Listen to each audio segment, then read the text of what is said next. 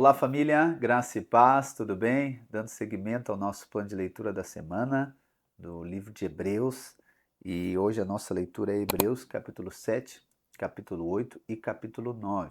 E eu tenho certeza que você já percebeu a diferença, né, no sentido de muitos termos que é usado aqui no livro de Hebreus, sempre mencionando o Antigo Testamento, né, lá no livro de Levítico, livro de Números, também livro de Êxodo, essas expressões, né, esses termos, né? Então, o tabernáculo, os sacrifícios, as ofertas, e aqui também eu creio que você já percebeu que constantemente é mencionado sobre o sumo sacerdote. E aí você lembra que o sumo sacerdote é esse representante dos homens diante de Deus.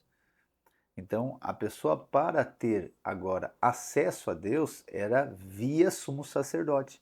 Então, uma pessoa comum, vamos dizer assim, ela não poderia oferecer um sacrifício diretamente. A pessoa que oferecia o sacrifício era o sacerdote, e ainda dentro dos sacerdotes havia o sumo sacerdote, que era o único que poderia oferecer o sacrifício por todas as pessoas. Então, o sumo sacerdote, você viu também, e você sabe que foi instituído por Deus. Arão é o sumo sacerdote. E quando Deus institui, né, o sacerdócio, Deus institui que o sacerdócio seria de uma tribo específica, que é a tribo de Levi. Só que agora o escritor ele diz que Jesus é o sumo sacerdote. Só que Jesus não é da tribo de Levi, ou seja, Jesus não é da linhagem de Levi. Só que é interessante que ele explica isso no capítulo 7. Né? Por quê? Porque daí então Jesus ele não é sacerdote, ele não é sumo sacerdote por conta da linhagem de Levi. Mas Jesus é sumo sacerdote por conta da linhagem de um homem chamado Melquisedeque. Né? Se você lembra lá em Gênesis, é falado dessa história de Melquisedeque. Né? Gênesis 14, se eu não me engano. É trazida a história, dizendo que Melquisedeque é um sacerdote do Deus Altíssimo, a quem, né, Abraão entrega o dízimo, né, a partir de a bênção que ele recebe, pão e vinho. E aí entende-se que Melquisedeque ele é um tipo de Cristo. Lá o texto diz que Melquisedeque não tem início e nem final de dias. Só que aqui que é interessante, né? Por isso que eu acho muito interessante aqui o livro de Hebreus, que o escritor ele não deixa nada por aberto, não deixa nada sem entender. Então ele está dizendo, gente, a legitimidade do sacerdócio de Jesus não é por conta da tribo de Levi. Então ele já mostra que Jesus está acima disso tudo. Mas é por conta da linhagem de Melquisedeque. Então Levi, você sabe, Levi ele é neto de Abraão. E aí aqui, lembra que ele mostra lá atrás que Jesus é maior que Moisés, né? E aqui ele mostra que Jesus, ou melhor, que Melquisedeque é maior que Abraão. Por quê? Porque o maior é quem abençoa o menor, ele diz. E é isso que acontece lá em Gênesis. Então aqui ele está mostrando que Jesus ele é sacerdote de uma maneira legítima, não só porque Deus agora instituiu no sentido de uma ação imperativa, não, mas é porque existe uma legitimidade vindo de Melquisedeque. Então Jesus é sacerdote por conta de Melquisedeque. Logo, o ministério do sumo sacerdote Arão tem um nível. Por quê? Porque vem da tribo de Levi, que é filho de Jacó, que é filho de Isaac, que é filho de Abraão. Mas agora a superioridade de Cristo é muito maior. Por quê? Porque Cristo é maior agora por conta de Melquisedeque, que é maior que Abraão, que abençoou Abraão. Olha só que poderoso isso, né? Não tenho aqui mais tempo para explicar isso, é, ou seja, ainda desmembrar muito mais isso, mas eu creio que aqui você já conseguiu perceber. O escritor está aqui trazendo essa espécie de convencimento aos hebreus que Cristo é o verdadeiro sumo sacerdote de maneira eterna. Então é Cristo que é a nossa ponte para com Deus. Então, Cristo é quem oferece o sacrifício para Deus. Cristo é quem oferta a oferta para Deus. É Cristo que é o sumo sacerdote, é Ele que nos conecta com Deus. Obviamente, Ele também é o próprio sacrifício. Então, lembrando que Cristo é o principal assunto dessa carta. Mas eu quero aqui, rapidamente, ler com você também, aqui uma parte fantástica, que está ligado com isso que eu estou falando, que é em Hebreus 8, versículo 10 ao 13, que diz assim: E esta é a nova aliança que farei com o povo de Israel depois daqueles dias, diz o Senhor. Porei minhas leis em sua mente e a escreverei em seu coração. Serei o seu Deus e eles serão o meu povo. E não será necessário ensinarem os seus vizinhos e os seus parentes, dizendo: você precisa conhecer o Senhor, pois todos, desde o mais humilde até o mais importante, me conhecerão. E eu perdoarei a sua maldade, e nunca mais me lembrarei dos seus pecados.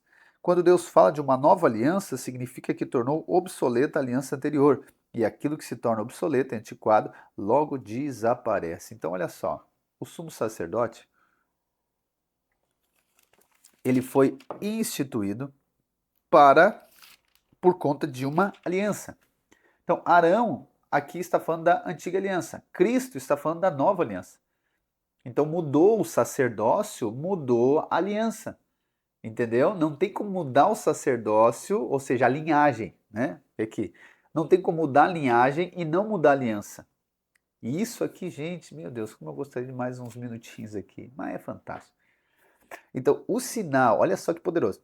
Mudou a linhagem, ok? Então, a linhagem ela é de Levi. Então, está ligado com a antiga aliança. Então, está ligado com as leis, está ligado com os mandamentos daquilo que nós vemos lá a partir de Êxodo e Levítico. Então, ali está a linhagem, ali está o sacerdócio e está a aliança. Só que agora mudou a linhagem. A linhagem não é mais de Levi, a linhagem é de Melquisedeque. E Melquisedeque está ligado com Jesus. Se mudou a linhagem, mudou o sacerdócio, mudou também a aliança. Então, olha só que ele está dizendo que nós não vivemos mais com base na antiga aliança. Por quê? Porque mudou o sacerdócio. Então, aquela aliança ficou antiga, ficou para trás, ela ficou obsoleta. A antiga aliança, a aliança anterior. Agora existe uma nova aliança, e aqui está, nesses dois versículos aqui, 10, os 3, 10, 11 e 12, está a sentença da nova aliança. A nova aliança, Deus está dizendo que fará uma nova aliança, porei as minhas leis em sua mente, escreverei em seu coração. Eu serei o seu Deus, eles serão o meu povo. O que ele está falando aqui? Está dizendo que na nova aliança vai existir algo dentro de você. Então, o que ele está falando? Da habitação do Espírito Santo, ou seja, as leis vão estar na mente e no coração. Eu serei o seu Deus, eles serão meu povo. Então, ele está dizendo que na nova aliança existe algo sublime demais, que é o quê? É a habitação do Espírito Santo. Então, agora o Espírito Santo habita dentro de nós. Na antiga aliança não havia habitação do Espírito. Havia então só uma visitação do Espírito, mas agora há o quê?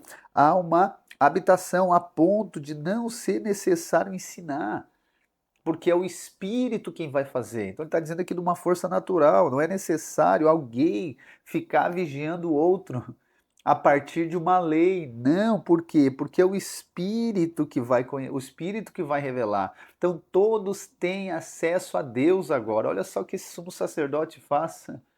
Esse sumo sacerdote, a partir de um sacrifício, a partir de uma oferta, nos dá acesso a Deus e nos dá o Espírito de Deus agora, a ponto de nós conectarmos com Deus.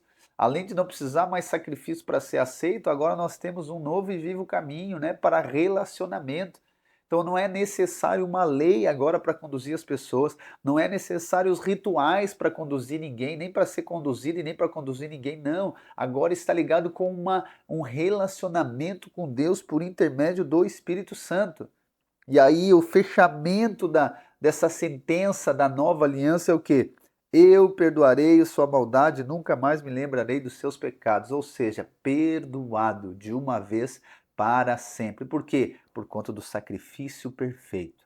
Essa é a nova aliança. O Espírito Santo habita dentro de você e você é eternamente perdoado. Deus não lembra mais do seu pecado. Por quê? Porque ele foi resolvido em Cristo Jesus. Ele tomou sobre si os nossos pecados para que nós pudéssemos ser feitos justiça de Deus. Amém? Então essa é a liberdade que Cristo nos dá, o nosso sumo sacerdote, um relacionamento com Deus e uma vida no Espírito agora. Amém? Deus abençoe a sua vida e até amanhã.